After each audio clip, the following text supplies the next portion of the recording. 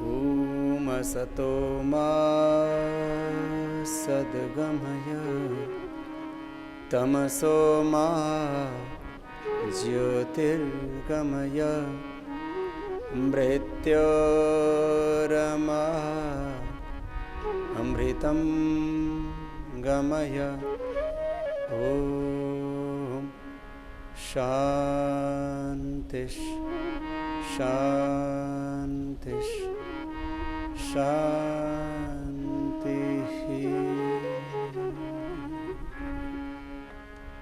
सब मेरे साथ मिलके कुछ योग सूत्रों का उच्चारण करेंगे। योगश चित्तवृत्ति निरोधः तदा द्रष्टुः स्वरूपे अवस्थानम समत्वं योग उच्यते।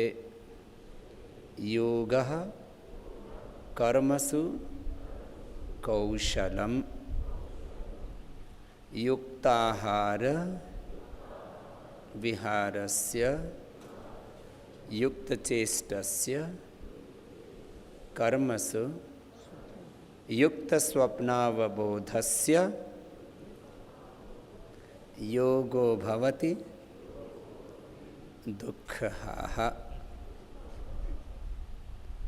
हमें योग में पूरी तरह अवस्थित होना है। योग का मतलब क्या है? योग का मतलब है हम अपने चित्त की 3 वृत्तियों के आगे निकल जाएं। चित्त की 3 वृत्तियां हैं जिनसे हमें आगे जाना है। एक है क्षिप्त, एक है मूढ़, एक है विक्षिप्त। क्षिप्त वृत्ति उसको कहते हैं जब हमारे मन में थोड़ा रजोगुण अधिक होता है।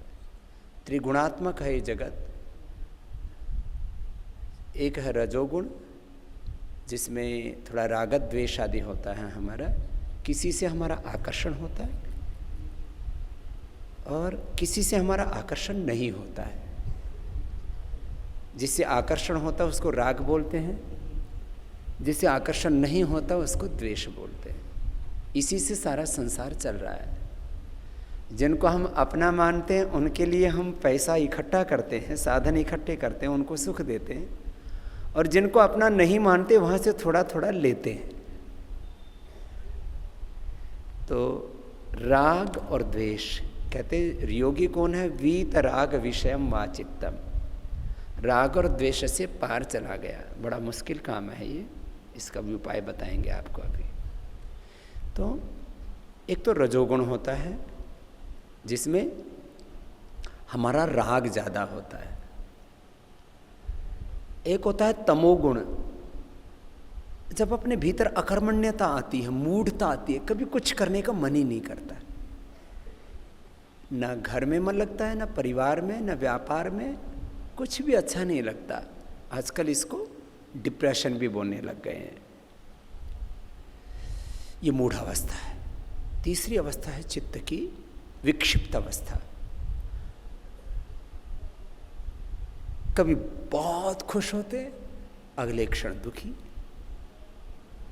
फिर कभी ऐसा लगता है बस ये ज़िंदगी जीना ही बेकार है, कुछ भी अच्छा नहीं लगता।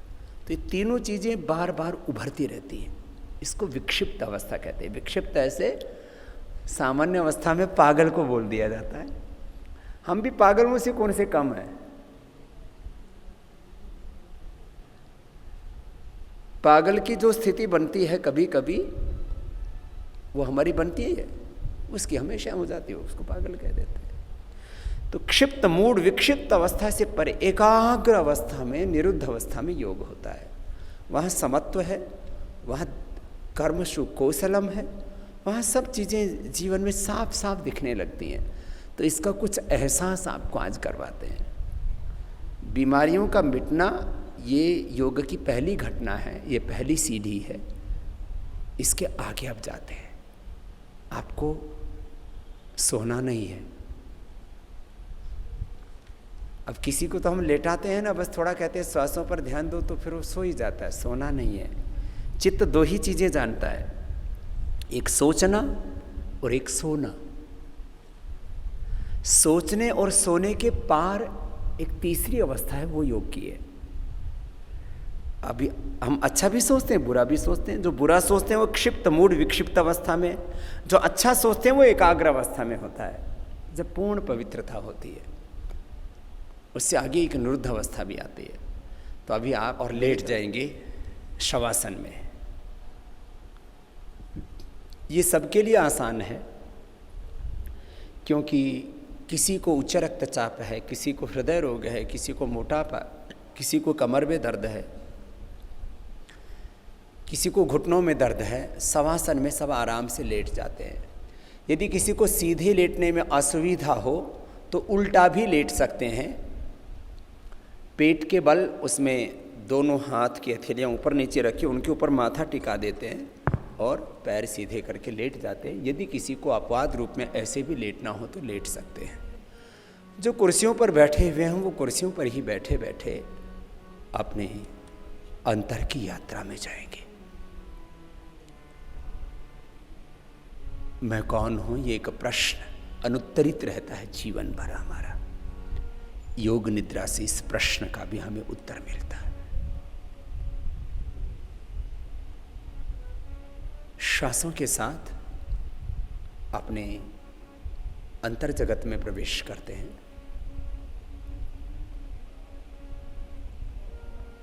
भीतर की यात्रा का ये माध्यम है, ये टूल है, ये साधन है, श्वास प्राण।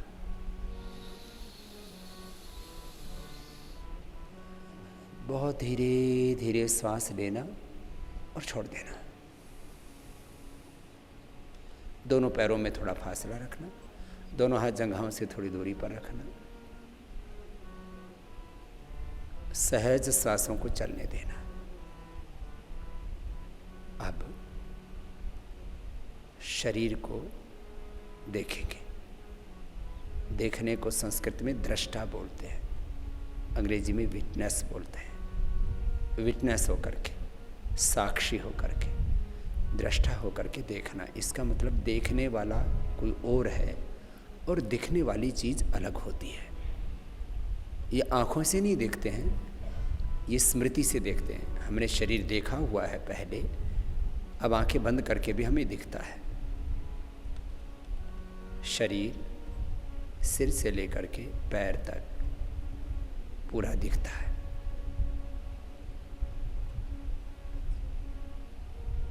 शरीर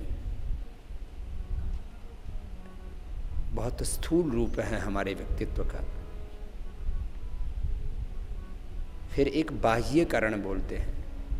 5 ज्ञानेंद्रियां, 5 कर्मेंद्रियां, इनको बाह्यकरण बोलते हैं। एक अंतःकरण जिसमें मन बुद्धि चित्त अहंकार, ये अंतःकरण होता है। भीतर का माध्यम है। सबका कर्ता आत्मा है, भोक्ता भी वही है, ज्ञाता भी वही है। सारे साधन हैं, इंद्रियां, बुद्धि, ये सब साधन हैं। ज्ञाता तो आत्मा है। सुख दुख भी आत्मा को ही होता है। जब आत्मा शरीर से निकल जाता है तो सुख दुख की अनुभूति भी बंद हो जाती है। सुख दुख, इच्छा, प्रयत्न, ज्ञान, अच्छी चीज़ों के प्रति आकर्षण और बुरी चीज़ों से द्वेष अर्थात उनसे आकर्षण नहीं होना, ये आत्मा के गुण हैं। हम आत्मा ही हैं और हम स्वभाव से ही आनंदमय हैं, ज्योतिर्मय है, तेजोमय है, शांतिमय है, पूर्ण है। कोई अपूर्णता हमारे भीतर नहीं है।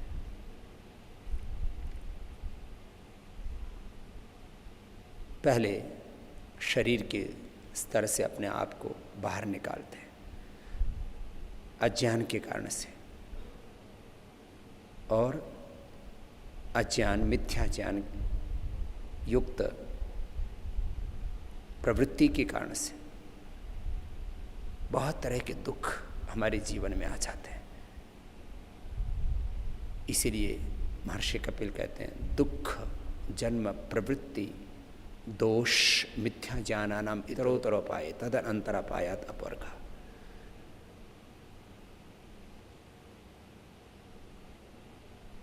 शरीर के स्तर पर जो भी हमारे भीतर तनाव है, दुख है, वो देखने मात्र से ही दूर हो जाता है। माथे को देखिए जरा, माथा हमेशा भारी भारी सा रहता है। जब तक उसको नहीं देखते तब तक वो शरीर के स्तर पर भी एक तनाव रहता है, एक दुख रहता है, एक अशांति रहती है। तो माथे को ढीला कीजिए। माथा ढीला है, सहज, शिथिल है। आंखों को भी ढीला छोड़ दीजिए। आंखों के अंदर पुतलियां घूमती रहती है। यदि हमारा मन अशांत है, कोई अतीत की स्मृति हमारे भीतर घूमती रहती है, तो आंखें अंदर ही अंदर घूमती रहती हैं। 3 चीजें, अतीत की स्मृति शोक के रूप में, दुख के रूप में हमें बहुत पीड़ा देती है। कुछ भी गलत काम हुआ ना जिंदगी में, कुछ बुरा काम हुआ तो आत्मा हमें धिक्कारती रहती है, हमें नोचती रहती है, हमें कोसती रहती है। ये तूने क्या किया, ऐसा तो तुझे नहीं करना चाहिए था। अतीत का शोक वर्तमान में आसक्ति हो जाती है। जहां से भी थोड़ा सुख मिलता है उसमें हम डूब जाते हैं, और भविष्य का एक भय रहता है, इस जन्म का भी, और इस जन्म के बाद क्या होगा। कई बार तो हम सोचना ही बंद कर देते हैं, लेकिन फिर भी एक अनहोनी का डर सा बना रहता है। इन सबसे पार जाओ, तुम तो पूर्ण हो। आंखों की पुतलियां अंदर से भी ना घूमे, इतना अपने मन को साधो, इसी को साधना कहते हैं। जैसे ही साक्षी होकर के आप आंखों को देखते हैं तो आंखें पुतलियों के अंदर भी सहज हो जाती हैं। अब आंखों के अंदर पुतलियां नहीं घूम रही हैं। अब नाक को ढीला छोड़ दीजिए, चेहरे को भी ढीला छोड़ दीजिए। जो कुछ हमारे मन में होता हो, तन पर रिफ्लेक्ट होता है, सबसे पहले चेहरे पर। पूर्ण शांति में आ जाओ। थोड़ी देर के लिए खुद में आ जाओ, अपने स्वरूप में आ जाओ। योगश्चित्त वृत्ति निरोध तदा दृष्टु स्वरूप अवस्थानम समत्वम योग उच्यते। योगः कर्मसु कौशलम। अपने आप से युक्त हो जाओ। युक्त आहार विहार से युक्त चेष्ट से कर्म से युक्त स्वप्नो बोधस्य योगो भवति दुःख।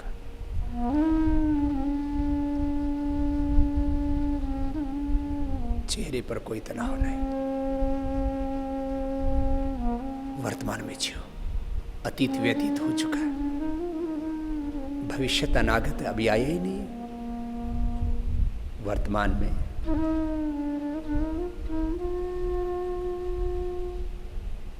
अपने आप में ठहरो, अपने स्वरूप में श्वासों के साथ सहजता से आहिस्ता आहिस्ता अंदर उतर रहे हैं। सहज श्वास चल रहे हैं, चलने दीजिए उनको, स्वाभाविक रूप से चल रहा है। दो तरह का हमारे भीतर सिस्टम है, एक वॉलंटरी सिस्टम है, एक ऑटोनॉमिक है। एक हमारे द्वारा संचालित होता है, एक स्वयं संचालित हो रहा है। श्वास का चलना, हृदय का काम करना, किडनी, लीवर आदि आंतरिक अवयवों का काम करना, पूरा सिस्टम अपने आप वर्क कर रहा है। उसमें हम पुरुषार्थ करके कुछ नया करते रहते हैं। तो अपने सहज अवस्था में, अपने सहज स्वरूप में अपने अस्तित्व को छोड़ दीजिए, सांसों को अपना काम करने दीजिए। चेहरा सहज, पूरा मुखमंडल सहज, हृदय को, फेफड़ों को अपना काम करने दीजिए, पूरा शरीर अपना काम खुद कर रहा है। बस आप तो देखिए कि ये सहज है, सहज।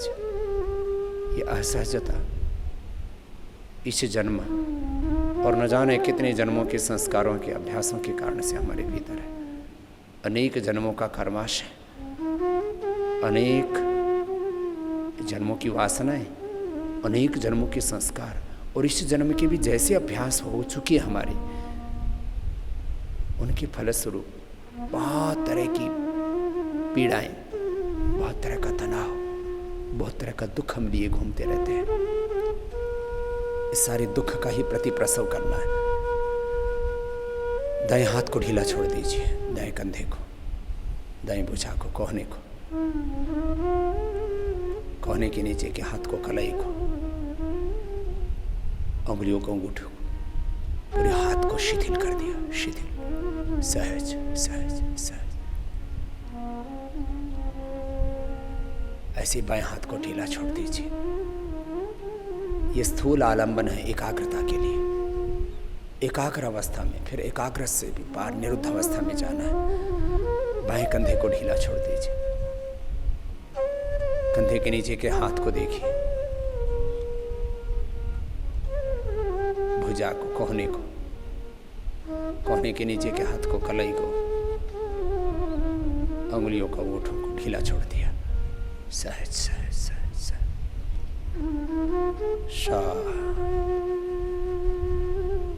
श्वसन तंत्र, हृदय तंत्र सहज।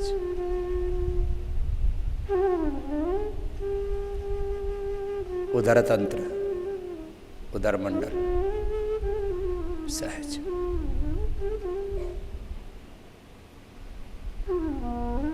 पृष्ठभाग को भी शिथिल कर दीजिए।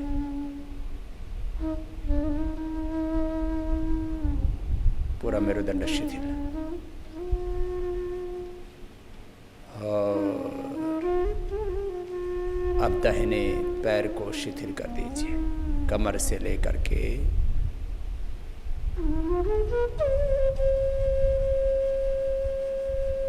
पूरी जंघा, घुटना, पिंडली,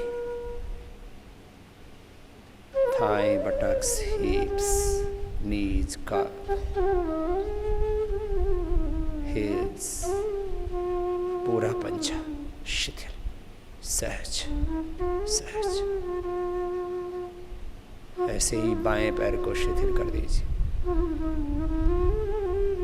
कमर से लेके पूरी जंघा, घुटना, पिंडली, एड़ी, पंजा शिथिल।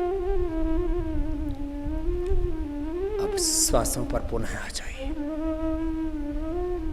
धीरे धीरे श्वास लीजिए, एकाग्रता और पवित्रता के साथ।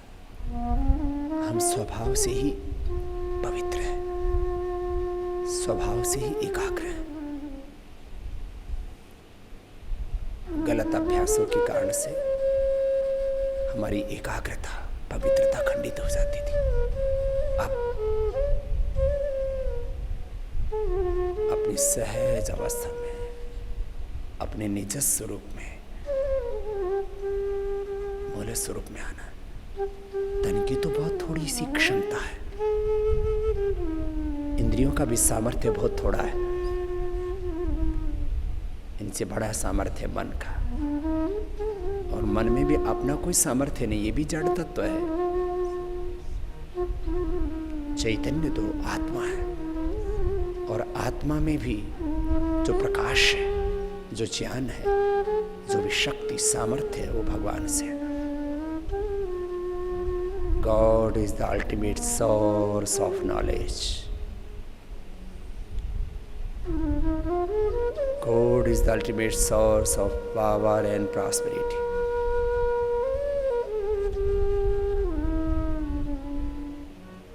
सबका आधार तो ब्रह्म ही है, उसी परमात्मा का प्रकाश, उसी परमात्मा का ज्ञान, उसी का सामर्थ्य, उसी का ऐश्वर्य, उसी की महिमा सब आत्माओं में है।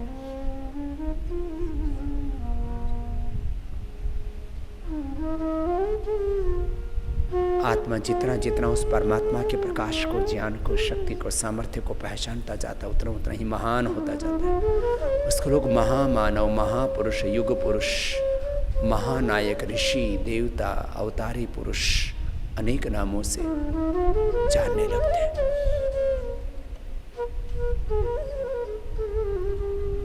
परमात्मा का प्रकाश हम सब आत्माओं में, और आत्माओं के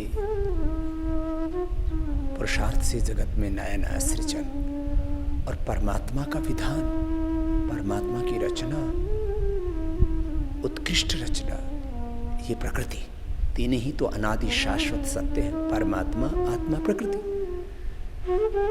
प्रकृति ये विकृति नहीं है इसमें कोई भी। जब भगवान निर्दोष है तो उनकी रचना सदोष कैसे हो सकती है? जब भगवान पवित्र हैं तो उनकी रचना अपवित्र कैसे हो सकती है? जब भगवान पूर्ण है तो उनकी रचना में अपूर्णता कैसे हो सकती है? पूर्णमदः पूर्णमिदं पूर्णात् पूर्णमुदच्यते पूर्णस्य पूर्णमादाय पूर्णमेवावशिष्यते। तो पूरी प्रकृति में अब चारों तरफ अपने मन को भगवान में विहार कराओ, भ्रमण कराओ। कुछ कहते हैं ना, भगवान में मन नहीं लगता। कहाँ लगता है? जहां लगता है मन वहीं उसको ले जाओ। सारे ब्रह्मांड में तुम भगवान ही को पाओगे। सृष्टि के एक एक परमाणु के रहस्य को अनुभव करना, शरीर के एक एक कोशिका के रचना की वैज्ञानिकता को, उसकी महिमा को अनुभव करना। तुंजे ये उत्तरे स्तोम इंद्रस्य वज्रण नविंध्यस्य सुष्ठुते। प्रभु, इस पूरे शरीर को देखते हैं, शरीर के एक एक कोशिका को देखते हैं। ऐसे तो शरीर में 3 ट्रिलियन सेल्स हैं। 1 cell equal to 1 body and 1 body equal to 1 universe. ये तो अपनी रचना है। एक एक सेल्स, उसके जीन्स, उसका क्रोमोसोम्स, उसका डीएनए, और एक बीज की तरह है। एक एक सेल में एक शरीर को पैदा करने का सामर्थ्य, जैसे एक बीज में एक वृक्ष पैदा करने का सामर्थ्य है। आज तो स्टेम सेल थेरापी, पहले क्लोन, अब स्टेम सेल। इसने तो मनुष्य को चमत्कृत कर दिया है। क्या भगवान की महिमा है, माया है, रचना है, महिमा। अपने पिंड को देखते हैं तो ब्रह्म ही ब्रह्म दिखता है, सारा भ्रम दूर हो जाता है। ब्रह्मांड को देखते हैं, अंतरिक्ष में, द्युलोक में, अंतरिक्ष लोक में, पृथ्वी लोक में, तेरी अपार महिमा कैसी बयान होवे, कुछ बोलने से पहले गूंगी जबान होवे।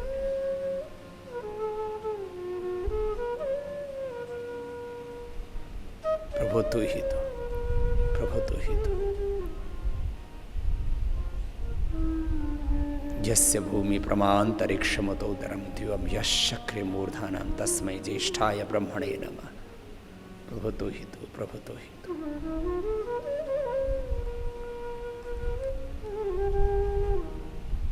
चारों तरफ सबको जब देखते हैं तो सब में भगवान ही दिखता है। यो माम पश्यति सर्वत्र, इसी को भगवान कृष्ण ने कहा। यो माम, जो मुझे पश्यति, देखता है, सर्वत्र, सब में।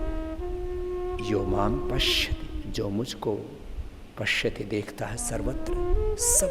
यो माम पश्यति सर्वत्र सर्वम च मयि पश्यति, और सबको मुझ में ही देखता है। भगवान से ही है सब कुछ, भगवान में ही है सब कुछ। सबको बनाने वाला है, सबको चलाने वाला है, सब में समाने वाला, अंत में सबको अपने भीतर समाने वाला। ईशावास्यमिदं सर्वम यत्किंच जगत्याम जगत वासुदेव सर्वम। सिया राम मैं सब जग जाने, प्रभु तो ही तो ही तो ही तो सब में उसी को देखा, खुद में उसी को देखा। तो फिर जीवन किसके लिए? कस्त्वायुनक्ति सत्वायुनक्ति कस्मैत्वायुनक्ति तस्मैत्वायक्ति तस्मैत्वायुनक्ति कर्मणेवाम्वेशायवा। बस जीवन इसके लिए है कि आत्मा में जो परमात्मा प्रेरणा देता है, बस हम वो करते जाए। एक बार भी भगवान की आज्ञा का, आदेश का, उपदेश निर्देश का अनादर ना करें। आत्मा में जो परमात्मा प्रेरणा देता है, बस वही हमारा जीवन है, वही जीवन जीने का मकसद है। जहां ले चलोगे भगवान, वही हम चलेंगे, जो कहोगे वही करेंगे। मेरा आपकी कृपा से सब काम हो रहा है, करता है मेरा मालिक, मेरा तो नाम हो रहा है। पतवार के बिना भी मेरी नाव चल रही है। हैरान है जमाना, मंजिल भी मिल रही है, मैं करता नहीं कुछ भी, सब काम हो रहा है। तूने कदम कदम पर मुझको दिया सहारा, मेरी जिंदगी बदल दे।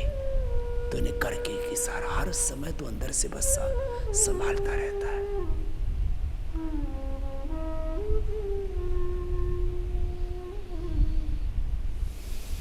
प्रभु बस तेरा नाम का सुमिरन करके मेरे मन में सुख भराया। तेरी कृपा को मैंने पाया, तेरी दया को मैंने